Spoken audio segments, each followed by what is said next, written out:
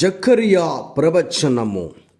భక్తిస్థ యోహాను తండ్రి జకరియా పవిత్రాత్మ పూరితుడై, ప్రభువైన ఇజ్రాయేలు దేవుడు స్తుతింపబడును గాక అని వృద్ధుడైన ఆయన తన జీవితంలో దేవుడు చేసిన అద్భుత సంఘటనను స్మరించుకుంటూ స్తుతించాను.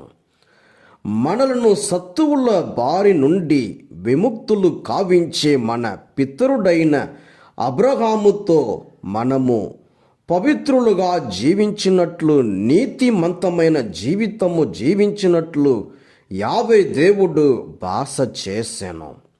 దేవుడు దయార్థ హృదయుడు.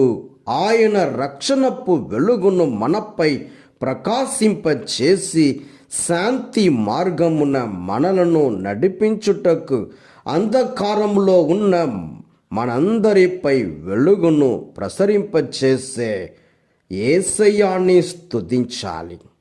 జకరియా కుమారుడి కోసం ప్రార్థించారు, నిరీక్షించారు, కానీ సమాధానం రాలేదు కనుక నిరుత్సాహపడ్డాడు.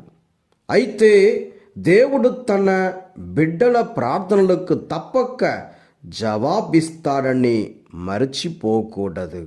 కీర్తన 65:2, సామెతలు 15:25, యెషయా 65:24.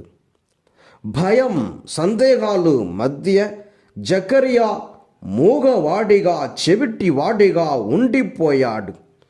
9 నెలల పాటు అతడు మాట్లాడటం కానీ వినటం కానీ ఉండదు. దాని అర్థం దేవుడు ఆయన్ని శిక్షించినట్లు కాదు, అతడు దేవునితో పూర్తిగా లీనమైపోయాడు.